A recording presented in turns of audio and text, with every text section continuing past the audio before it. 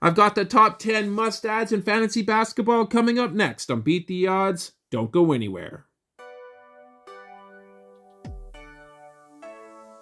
Hello, sports fans, and welcome back to another episode of Beat the Odds. I'm going to count down the top 10 must-adds ahead of Week 14. If you like this content, please smash that like button.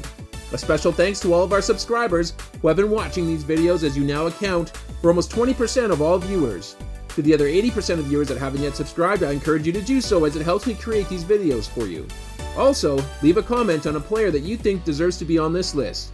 To qualify for the list, all players must be owned in no more than 60% of leagues. This episode is brought to you by Thrive Fantasy Sports. Use the promo code BEATTHEODDS to double your first deposit up to $250. And first-time users get a free square. Like on Monday, if you bet on Trae Young to score 1 point and he does, then you win. Alright, let's dive right into number 10. Here we have Alec Burks, 28% owned, 23 minutes per game over the last 2 weeks, 19 points, 2 rebounds, 1.3 assists, 3.5 threes, 0.5 steals, 0.3 blocks, 1.2 turnovers on 50% shooting from the field and 91% from the line.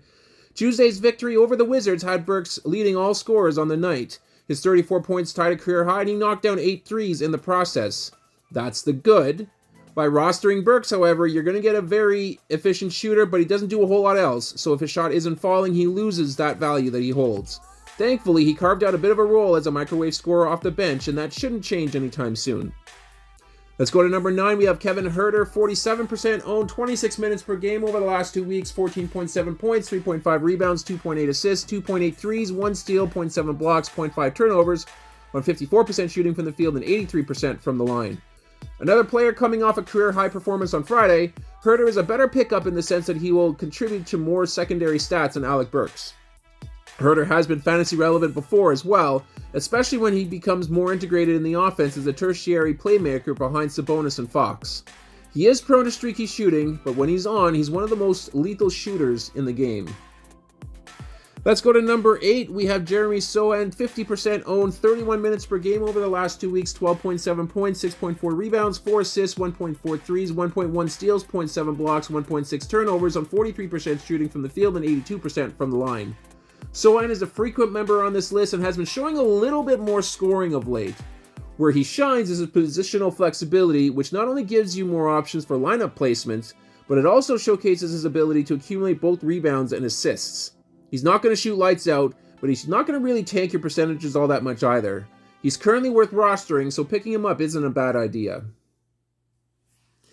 To number 7 we go. We have Luke Kennard, 28% owned, 28 minutes per game over the last 2 weeks, 12.8 points, 3.7 rebounds, 3.7 assists, 3 threes, 0.5 steals, 0.8 turnovers on 52% shooting from the field and 100% from the line. Kennard is starting to gain minutes in the injury-depleted Memphis squad. A lineup that's missing its top 3 guards is going to present a great opportunity for the next in line to play some large minutes. Kennard is a great pickup because he's a sharpshooter first who will be placed in a position where he must facilitate for his teammates. Expect his assist numbers to continue to rise for as long as he's in the starting lineup. Let's go to number 6. We have Alex Caruso, 49% owned, 31 minutes per game over the last 2 weeks, 9 points, 3.7 rebounds, 3.5 assists, 2 threes, 1.7 steals, 1.5 blocks, 1.7 turnovers, on 42% shooting from the field and 75% from the line. Now, why pick up Caruso? Well, if you need another reason outside of the many reasons I've been offering over the last few weeks, he's now averaging over 30 minutes per game over the last 2 weeks. Now, that's huge for Caruso, as he's going to use his peskiness to rack up all sorts of hustle stats, as his 3.2 stocks per game would attest. Don't worry about the percentages, as Caruso doesn't shoot enough to really make a dent in your team percentages anyways.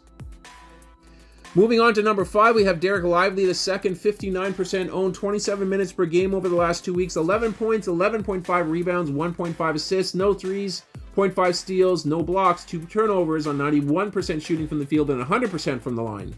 After missing the last 5 games due to an ankle injury, Lively returned to the court and has only missed 1 shot in his last 2 games.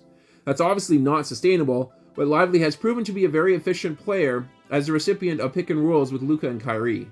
Lively is easily a top 10 rookie so far this season based on his rebounding and block totals. He's going to surpass 60% ownership before the weekend is up for sure. Let's go to number 4. We have Nick Richards, 32% owned, 29 minutes per game over the last 2 weeks, 8.4 points, 9 rebounds, 1.4 assists, 1.4 blocks, 0.4 turnovers on 46% shooting from the field, and 82% from the line. Mark Williams is not close to returning, with reports saying that he has sustained a setback in his recovery. Richards is nursing an ankle injury on his own, but his starting role is locked for as long as Williams remains out. Richard will be a threat for a low-end double-double and will chip in a block or two per game. And given that Mark Williams has no timetable for a return, you should be able to deploy Richards for the foreseeable future. Let's move on to number 3. We have Brandon Miller, 46% owned, 26 minutes per game over the last 2 weeks, 11 points, 4.5 rebounds, 2.3 assists, 2 threes, 1 steal, 1.8 turnovers on 38% shooting from the field and 67% from the line. Miller's talent is undeniable. He is going to be a star in this league. He knocked down 4 threes and amassed 24 points over 35 minutes in his game against the Spurs earlier this week. He was struggling with his shot prior to missing a couple games because of a back issue, but the hope is that he's fully recovered and won't be hindered going forward. The 35 minutes is really encouraging, and if he continues to draw that amount of court time, his ownership will most certainly spike. Let's go to number 2. We have Jonathan Kuminga, 49% owned, 27 minutes per game over the last 2 weeks, 19.4 points, 5.4 rebounds, 2.2 assists, 1.6 threes, 0.6 steals, 0.6 blocks, 1.4 turnovers, on 54% shooting from the field and 83% from the line. Kuminga's hang-up is his shooting efficiency. He has been known to take questionable shots from time to time, but it appears as though it's not much of an issue of late as he's posting some very fantasy-friendly stat lines. Draymond Green has returned from his suspension, and the thought was that that would eat into Kuminga's minutes, but the way that he's playing of late, he might become the go-to power forward to close out the year. And finally, at number 1, we have Vince Williams Jr., 60% owned, 34 minutes per game over the last 2 weeks, 13.7 points, 6.7 rebounds, 4.2 assists, 2.2 threes, 1.8 steals, 0.8 blocks, 2.2 turnovers, on 42% shooting from the field and 88% from the line. Vince is a must-roster player, period. In fact, I encourage you to check your waiver wire immediately to see if by some miracle he's still available. He's currently contributing across every category and is only going to be struggling really with his field goal percentage. That certainly plays, and the more that he's going to play moving forward, the more comfortable he's going to be with this offense. We may be witnessing a breakout before our very eyes. And that's going to do it here for this episode. I hope you guys enjoyed it. If you did, please leave a like on the video and of course subscribe to the channel for more content like this. I am going to sign off for now, but I'm going to catch you guys on our next episode.